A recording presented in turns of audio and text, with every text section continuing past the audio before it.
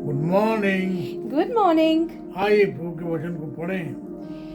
पहला यूहन्ना उसका 3 अध्याय और उसका 24वां पद। और जो उसकी आज्ञाओं को मानता है वो उसमें और वो उनमें बना रहता है, और इसी से अर्थात उस आत्मा से जो उसने हमें दिया है हम जानते हैं कि वह हम में बना रहता है। 1 John chapter 3 verse 24. The one who keeps God's commands lives in him, and he in them. And this is how we know that he lives in us. We know it by the Spirit he gave us. Amen. हमें आप देखें, ये आज जो है ये chapter 3 का जो है फाइनल वर्स है। आप देखें और 23 में और 24 में जो प्रभु का जो दास यूहन्ना है इसे स्पष्ट कर चुका है। क्या है यह बात है कि यहाँ abide in him is tied with the relationship। आप देखें हमारा जो जीवन है, हमारा जो संबंध है परमेश्वर के साथ, वो जो है जुड़ा हुआ है। आप देखें ये वहाँ इसी बात को हम देखते हैं जो बात कही गई है Matthew chapter 22 37 to 40। Matthew chapter 22 verses 37 to 40. Jesus replied, "Love the Lord your God with all your heart and with all your soul and with all your mind. This is the first and greatest commandment. And the second is like it, love your neighbor as yourself. All the law and the prophets hang on these two commandments." Amen. आप देखिए, मैं पहले ही कह चुका हूँ, हमारा जो relationship है हॉरिजॉन्टल है, वर्टिकल है। हमारा जो संबंध है परमेश्वर से है और जो है लोगों से है, कलीसिया से है। आप फिर से एक बार 23 और 24 मिला के पढ़ दीजिए। 1 John chapter 3 verses 23 and 24. And this is his command, to believe in the name of his Son, Jesus Christ, and to love one another as he commanded us. And then verse 24, the one who keeps God's commands lives in him, and he in them.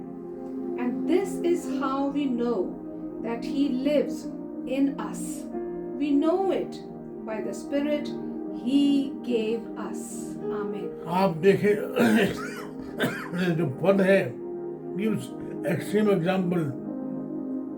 आप देखें इन पदों में 23 में जो है केवल जो है पुत्र का वर्णन आया है, पर 24 में पवित्र आत्मा और जो है परमेश्वर का वर्णन आया है। कई लोग कहते हैं जो न्यू टेस्टामेंट स्कॉलर हैं, वो कहते हैं जो ये तो बाद में जुड़ा गया है।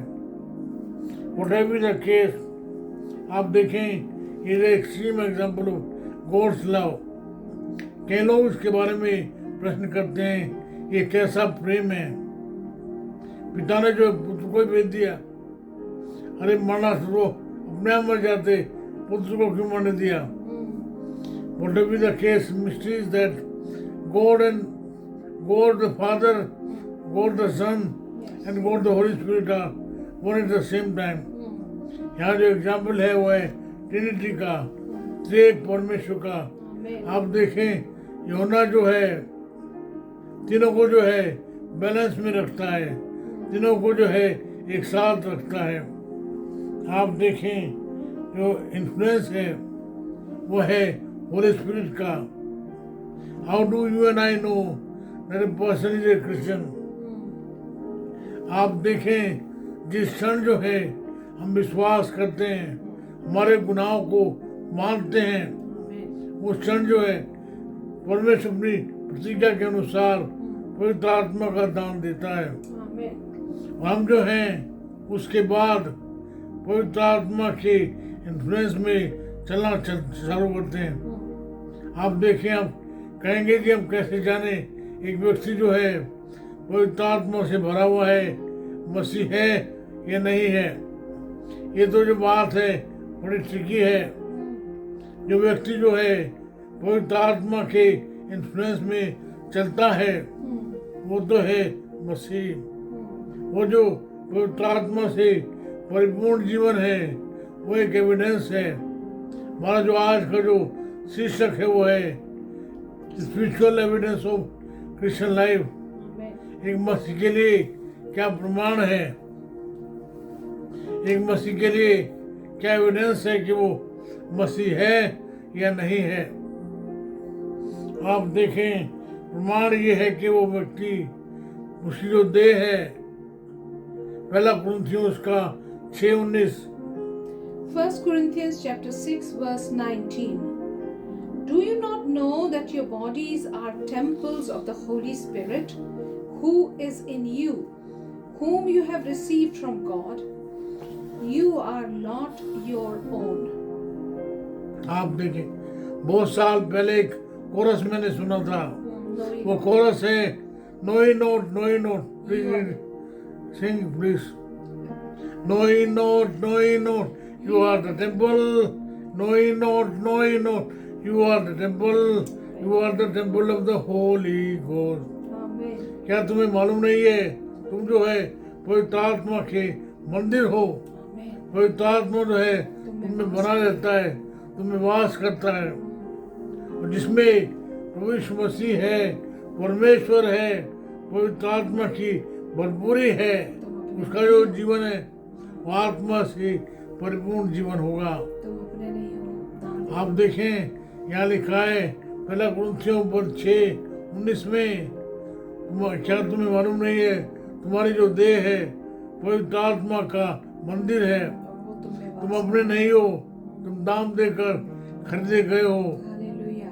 वो तुम में बना रहता है। अगर व्यक्ति कोई कहता है पवित्र आत्मा तो है ही नहीं, पवित्र आत्मा के दान नहीं है, उसका साफ संदेश है कि व्यक्ति मसीह नहीं है। आपको बहुत सारे ऐसे मिलेंगे, बात में मानो कई बात समझ में नहीं आई। Hallelujah, hallelujah. अरे भैया बता, क्या बताना चाह रहा है? बार जो है हालेलुया हालेलुया क्यों बोलता है? It's not a filling the blanks. जहाँ कुछ समझ में ना आए, कोई बात समझानी ना आए। आप देखें, यहाँ पहली बात जो है वो है कॉन्सेप्ट ऑफ अबाइडिंग। जो मुझ में बना रहता है मैं उसमें बना रहता हूँ, ये है अबाइडिंग। एक मसीह के लिए वो में बने रहना जो है महत्वपूर्ण है। आप देखें, एक व्यक्ति के लिए पवित्र आत्मा से परिपूर्ण जो जीवन है, आत्मा की भरपूरी का जो जीवन है, वो प्रमाण है, वो एक एविडेंस है कि व्यक्ति जो है मसीह में है, मसीह की आत्मा के अधीनता में है, कंट्रोल में है।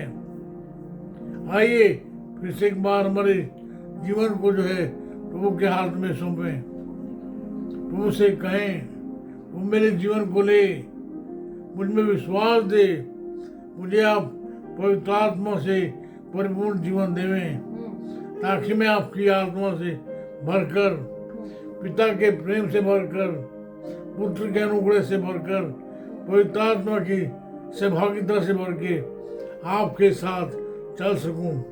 मुझ पर, मेरे भाइयों पर दया करें। मेरी प्रार्थना है उन लोगों के लिए जो बीमार हैं, उन्हें आप चंगाई देवें। जो किसी कंफ्यूजन में हैं, उनका जो कंफ्यूजन है वो शांत हो। मेरी प्रार्थना है परमेश्वर का जो प्रेम है, अनुग्रह है और जो सहभागिता है हम में से हर एक के साथ बनी रहे, ताकि उसका जो समाधान है, समृद्धि है और जो निदान है हम सबों के साथ हों। हमारी प्रार्थना को आप सुन लीजिएगा। हमारे उद्धारकर्ता यीशु के नाम से मांगते हैं। आमीन।